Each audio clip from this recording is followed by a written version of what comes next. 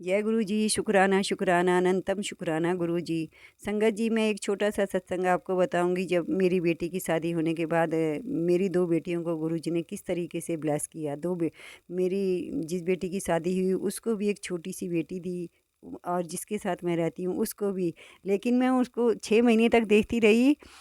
एक का सिर फरीदाबाद की तरफ, एक का सिर मेरी गोद की तरफ होता था। मैं तो बस ये सोचती कि एक बेटा है एक बेटी है, किसको दिया किसको दिया। बाद में 2-3 महीने बाद पता चला दोनों के बच्चे होने वाले हैं। तो मैं सोचती थी एक का बेटा होगा एक की बेटी होगी। एक बड़ी चंचल दिखाते थे गुरुजी, एक गुब्बारे लेके दौड़ रही है, ये कर रही है, भागम भाग पे लगी है। और एक बड़ी सीधी सी है, सरल सी है, एक सांवली है, एक बहुत गोरी सी है। मैं अपनी बेटी से रोज़ बोलती थी, रोज़ दिखते हैं रोज़ दिखते हैं, बड़े बड़े दो प्यारे बच्चे हैं, बड़े बड़े दो प्यारे बच्चे हैं। लेकिन गुरुजी दोनों बेटियां हुई, और संगत जी दोनों बेटियां बहुत सुंदर हुई, बहुत ही सुंदर हैं, बहुत ही समझदार हैं, गुरुजी की प्रिय हैं। तो गुरुजी का नाम बोलते ही शरणागत हो जाती हैं। ये मेरा एक सत्संग भी है जो गुरुजी ने मेरे बच्चों को ब्लेस किया है। जय गुरु जी, अनंतम अनंतम शुक्राना गुरु जी। इसी तरह का आप सबका सुनिए और सबको दीजिए परमात्मा।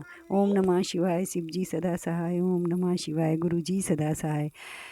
अब ये शिव पुराण विद्येश्वर संगीता का 5वां अध्याय मैं शुरू कर रही हूँ। संगत जी, सबसे मेरा एक ही निवेदन रहेगा, सुनिए, अवश्य सुनिए शिव पुराण। अपने पाप कर्मों को धोने के लिए, अपने कानों को शुद्ध करने के लिए, आत्मा को पवित्र करने के लिए शिव पुराण अवश्य सुनिए। लाइक कीजिए, सब्सक्राइब कीजिए, बेल आइकन ज़रूर दबा दीजिए। और इसमें इस महीना महिमा का अपने शरीर में उतारण कीजिए। पवित्र होने के लिए बहुत ही पवित्रतम महात्म्य है। अथ 5वां अध्याय भगवान शिव के लिंग एवं साकार विग्रह की पूजा के रहस्य तथा महत्व का वर्णन।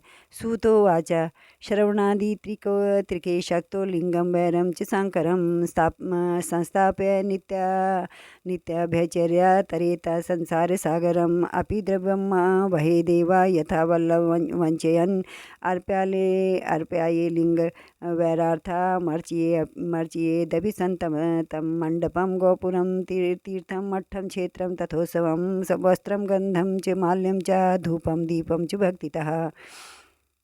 सूजी बोले, ही सौनक, जो श्रवण कीर्तन और मनन इन तीनों साधनों के अनुष्ठान में समर्थ न हो, वह भगवान शंकर के लिंग एवं मूर्ति की स्थापना कर नित्य उनकी पूजा करके संसार सागर से पार हो सकता है। छल न करते हुए अपनी शक्ति के अनुसार धन राशि ले जाए और उसे शिवलिंग अथवा शिव मूर्ति की सेवा के लिए अर्पित कर दे। साथ ही निरंतर उस शिवलिंग एवं मूर्ति की पूजा भी करे। उसके लिए भक्ति भाव से मंडप, गोपुर, तीर्थ, मठ एवं क्षेत्र की स्थापना करे तथा उत्सव करे, और वस्त्र, गंध, पुष्प, धूप, दीप तथा मालपुआ आदि व्यंजनों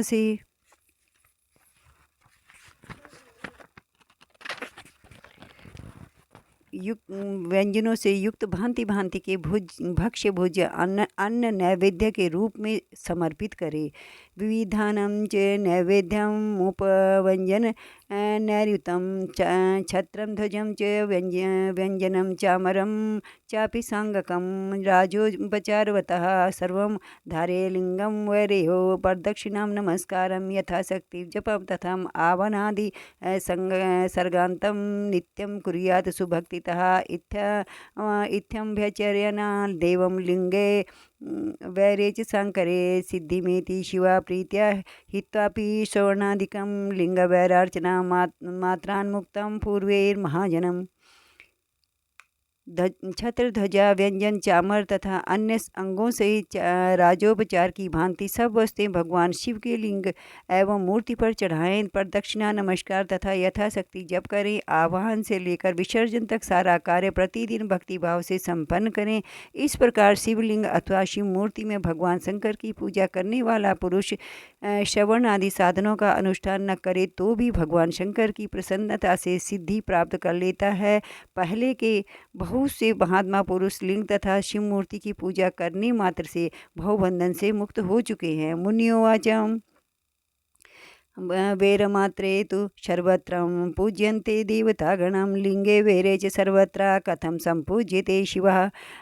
ऋषिगण बोले, मूर्ति में ही सर्वत्र देवताओं की पूजा होती है, परंतु भगवान शिव की पूजा सब जगह मूर्तियों और लिंग में भी क्यों की जाती है। सूतोवाच अहो मुनीश्वरा पुण्यम प्रसन्न मे तन्महाद्भुतम अत्र भक्ता महादेवो नान्यो अस्ति पुरुषः क्वचित् से शिवेनोक्तं प्रवक्ष्यामि क्रमादा गुरुमुखाच्युतं शिवैको ब्रह्मरूपा त्वान्निष्कलं परिकीर्तितः रूपी त्वता सकला दत्ता स्मातं सकलनिष्कलं निष्कला निराकारं लिङ्गं तस्य समागतं सकला त्वता तथा वैरं साकारं तस्य संगतं सकला कलारूपा द्वादं ब्रह्मशब्दाभिधा परा। सूत जी बोले, हे मुनीश्वर, आप लोगों का यह प्रश्न तो बड़ा ही पवित्र और अत्यंत अद्भुत है। इस विषय में महादेव जी ही वक्ता हो सकते हैं। कोई पुरुष कभी और कहीं भी इसका यथार्थ प्रतिपादन नहीं कर सकता। इस विषय में भगवान शिव ने जो कुछ कहा है और उससे मैंने गुरु जी के मुख से जिस प्रकार सुना है उसी तरह क्रमशः वर्णन करूँगा। एकमात्र भगवान शिव ही ब्रह्म रूप होने के कारण निष्कल निराकार कहे गए हैं। रूपवान होने के कारण उन्हें सकल भी कहा गया है।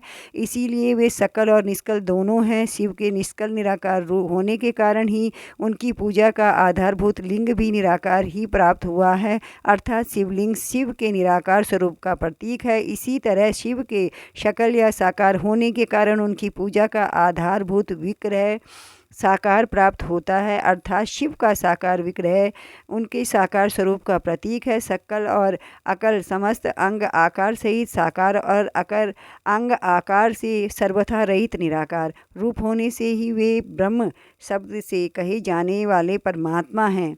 अपि लिंगे चिस वेरे च नित्यम